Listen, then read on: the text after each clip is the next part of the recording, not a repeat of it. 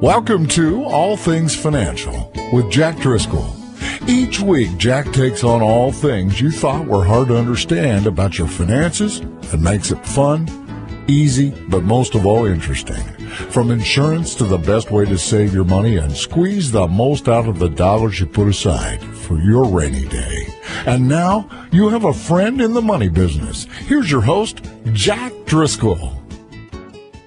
Welcome back again, everyone, to another edition of All Things Financial. This is the start of a two-part series I recorded last week, 2 parts for us with a guest that I have with us, Ian George, who's a specialist in insurance.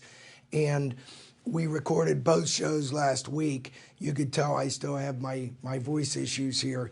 And what we're doing is continuing a conversation on how to protect and how every family member can protect their dependents if we have something unforeseen prematurely happen to us that discontinues our ability to provide for our family. That's premature death, premature disability, long-term care, something like that, that we did not count on. And one of the processes we do as financial planners, what we are doing is there a way to design in our financial plan a way to self-complete our future goals should anything prematurely interrupt our ability for continuation of earning income and providing for our families.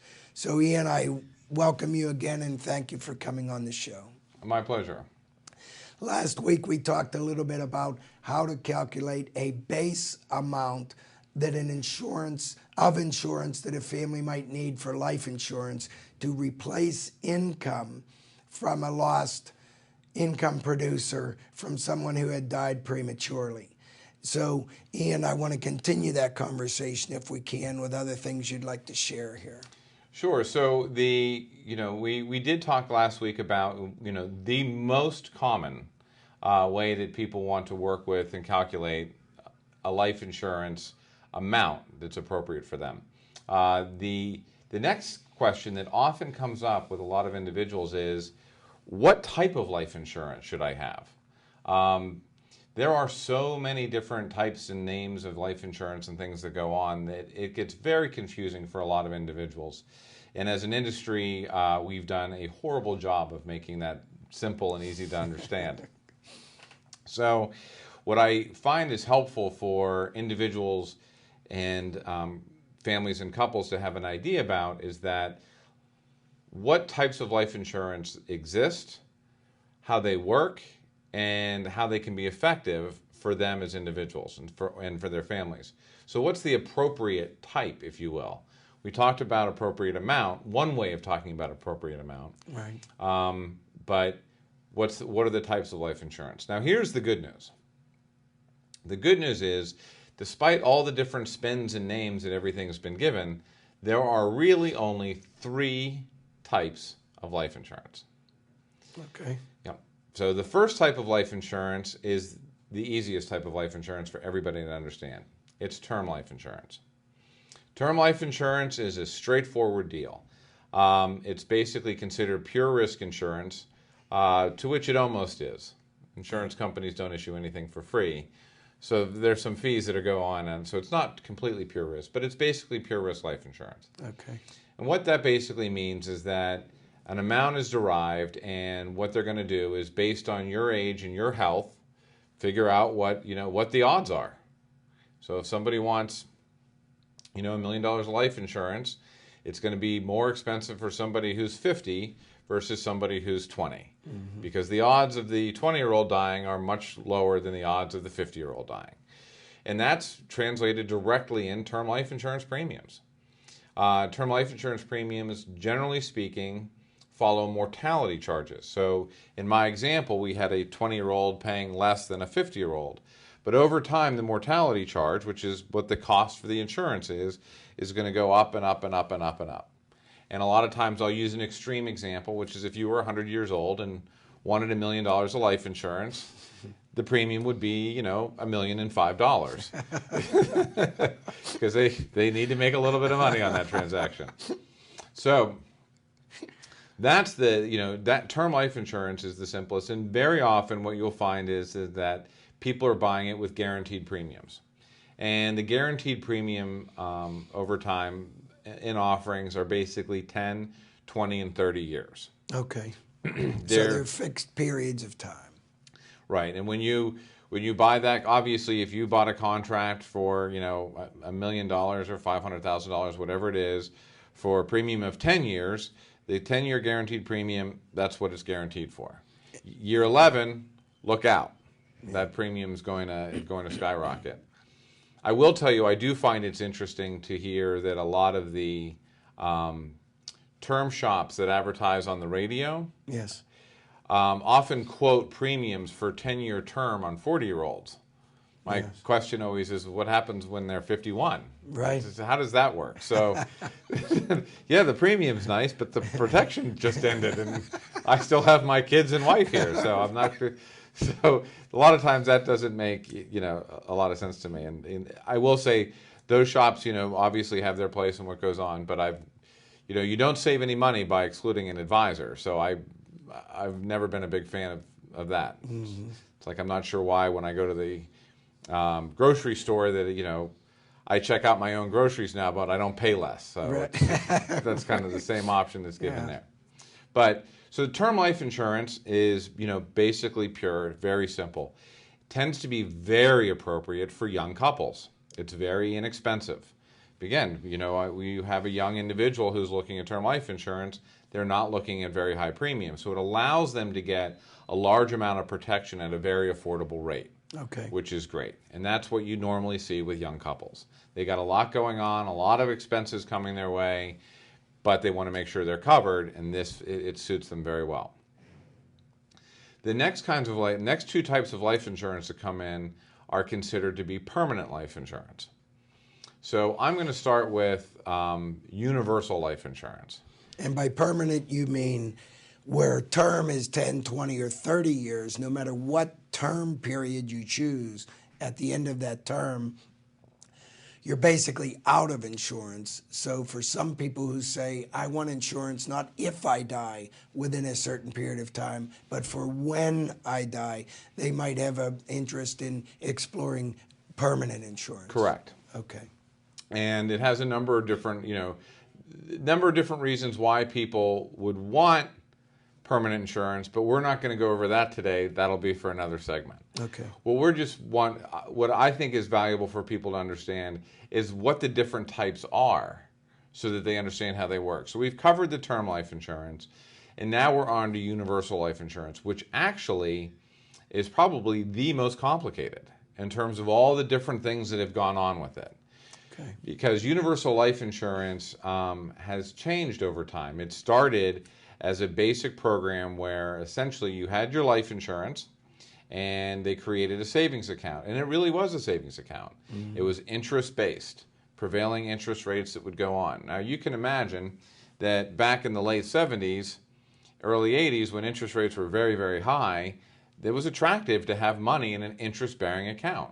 Right. You had CDs paying, 10, 12%. People wanted to get that kind of earnings inside their life insurance contract, and that's where these contracts started to come from.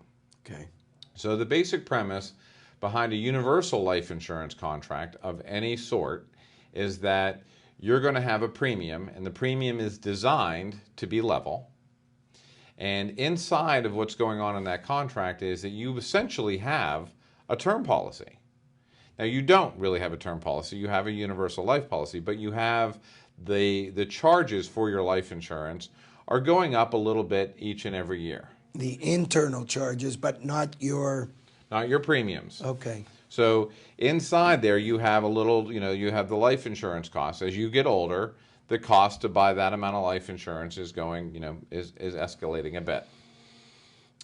The simple idea behind it is that when you pay your premium, you have your costs of insurance and other fees that are taken out of it, and then the balance of the premium that you pay is going into the cash value. Okay. And that cash value is accumulating over time, and it's accumulating with interest. So the first policies on your cash value began by accumulating interest. So whatever usually, you had a prevailing interest rate, and then whatever that insurance carrier chose to pass on, just like banks do. Not every bank pays the same on CDs. Not every insurance company pays the same interest on the cash value of their life insurance. They're all going to be within the same neighborhood. They're not going to see drastic changes, but there's going to be little differences in terms of what goes on. So over time, that's what goes on. The catch with universal life insurance to keep an eye on is that over time, as those charges grow for the insurance, you have to keep an eye on what's going on there, because if your charge for your insurance is greater than the premium that you chose to pay going in, the policy has only one place to go, well actually two places to go, to make up the difference. They're probably going to pull from your cash value, or you would have the option to pay the higher premium, which most people don't do. Okay. They continue to pay their regular premium, and then they draw from the cash value to make up the difference.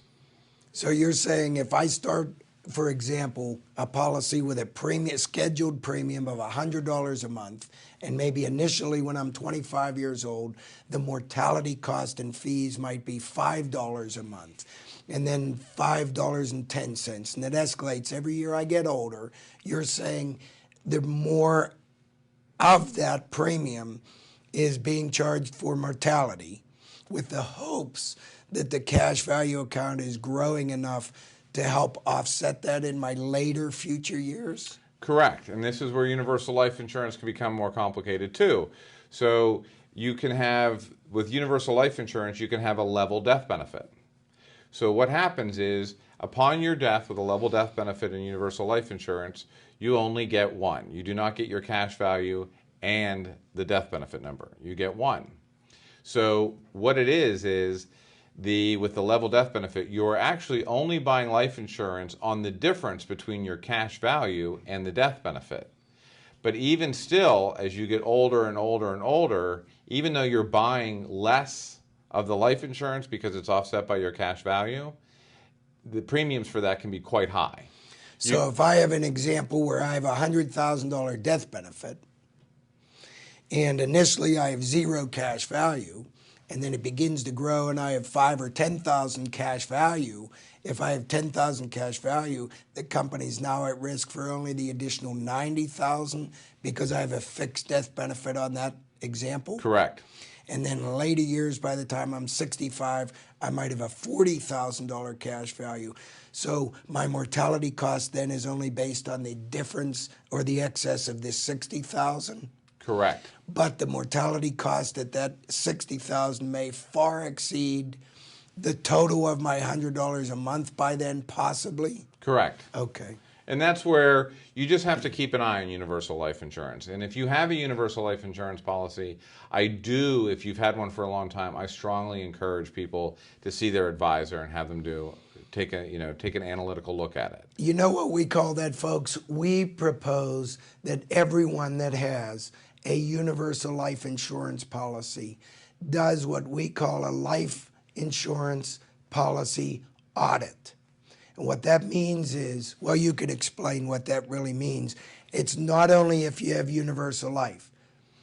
It's if you have term life. It's if you have any form of life insurance that you've had for a period of time. We recommend as financial planners that you do a life insurance policy audit or a life insurance planning audit.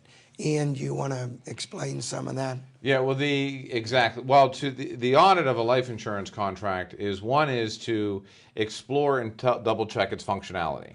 So to our example, when we were talking about universal life insurance, there are a number of different factors that affect that. There are the internal charges that are associated with that. There are the interest rates of where they've been, where they're headed, different ideas along those lines. So that's the functionality that you want to check on a universal life insurance. Across the board with all forms of life insurance, you want to make sure that your beneficiary designations are correct. Good point. So a lot of times people don't realize it, but in an extreme example, you could be in a second marriage and you might find out that the first wife is the beneficiary. Right. And the beneficiary designation of a life insurance contract, or for that matter, anything that you use a beneficiary on, will supersede anything you write in a will. The will never be seen. So if you have a beneficiary designation on a life insurance policy, any other accounts you have, those are basically seen as you've already said where you want it to go.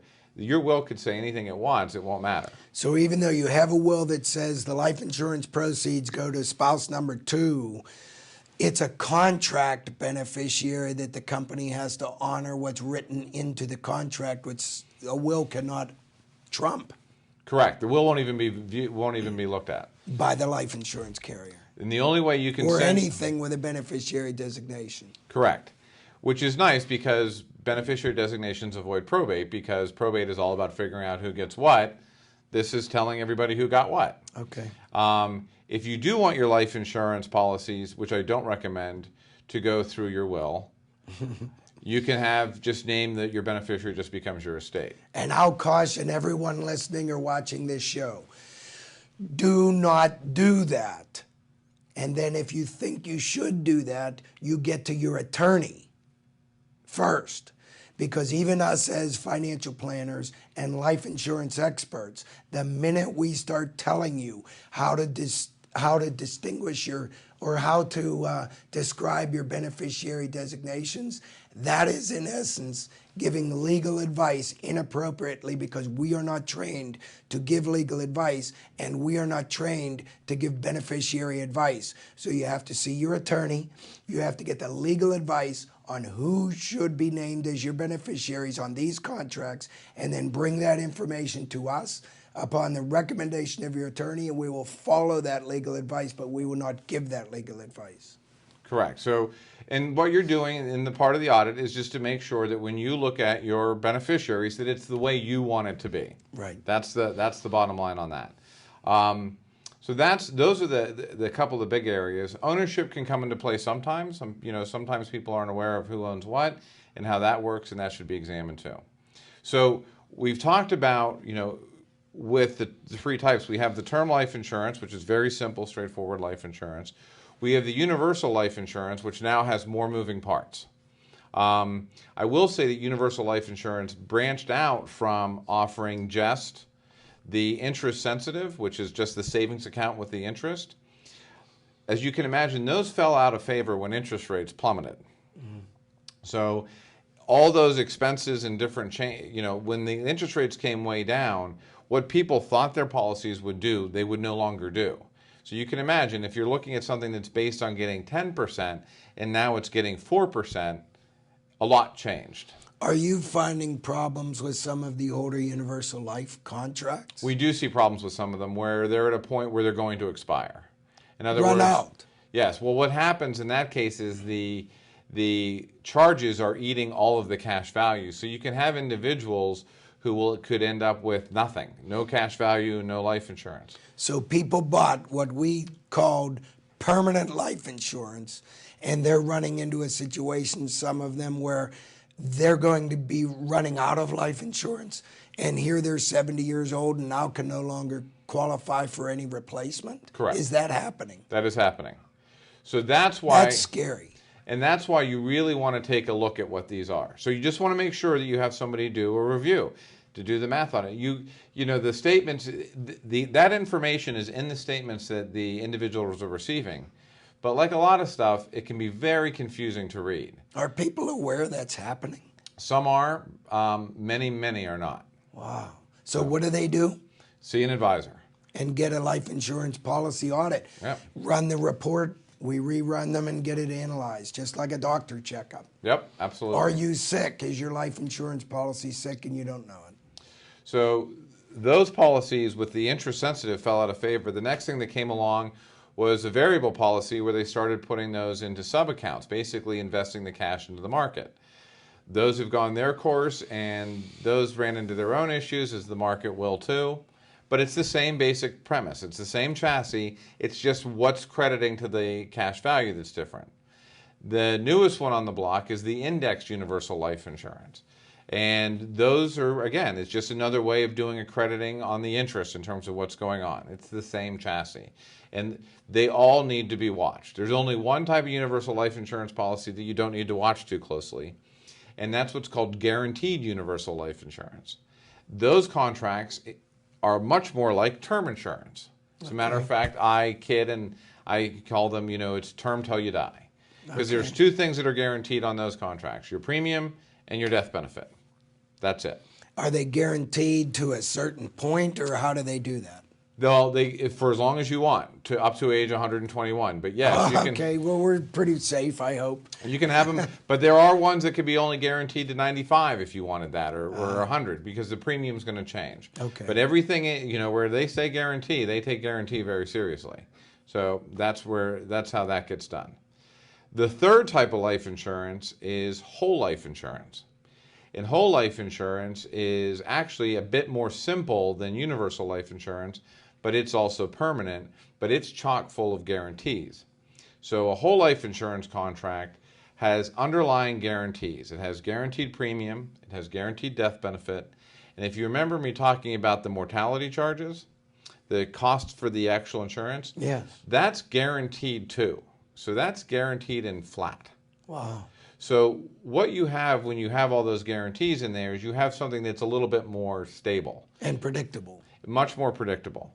What happens there with those contracts is they're either going to be augmented above and beyond their guarantees, either by dividends, if it's a mutual company, and that basically means is that the company is owned by the policyholders. Okay. Very oftentimes, you will see the name mutual within the company, and it'll give you a first indication that it's a mutual company. Okay. Or it could be interest. They're using an interest-sensitive whole life insurance. And really all that means is the chassis. In other words, how the contract is built with all those guarantees is there, but the way the cash value is growing is going to be based on interest rates. So if we look at a situation where whole life has the guaranteed cash value, guaranteed death benefit, guaranteed premiums, do we have guaranteed dividends? No. You do not have guaranteed dividends. You do not have guaranteed interest rates either. Now, what you do have, and it can be confusing, but need not be confused too terribly much, you do have guaranteed cash value. Okay. So with a whole life insurance, if you look at everything guaranteed with whole life insurance, what you will find is that the way it works is that depending upon the carrier, but most carriers have their policies all true up at age 100. And what that means is they guarantee that the cash value will be the same as the death benefit at age 100. Oh, so that's pretty strong. Yeah. Yeah. So it is guaranteed. And there is an underlying interest rate in there. It varies from carrier to carrier. Okay. And some carriers, have their guarantees true up at 100. Some older contracts are 95. Some newer contracts are 110. Okay. So you won't see a lot of carriers that have actually, ever paid the guarantee. It's always been augmented. But it's nice to know you have those underlying guarantees that are there. Okay. So those are the three basic types of coverage. How you use those and where they make sense, I think we're going to break down at a later time so that we can take it, one step at a time on those. But the good thing to remember is that there are basically three types of life insurance with a bunch of different names for all of them. Yeah, that's interesting. I've never heard it explained that way, and it does at least help categorize for the three different groups. Well, again, folks, we're out of time, but I appreciate your tuning into another edition of All Things Financial. We'll be back for the next couple of weeks with Ian George. Thank you so much for offering My to pleasure. be able to come in for that. We'll see you again next week, and thanks for tuning in. Securities and investment advisory services offered through SagePoint Financial Inc., member FINRA SIPC, and registered investment advisor. Insurance services offered through Driscoll Insurance and Financial Services Inc., which is not affiliated with SagePoint Financial Inc.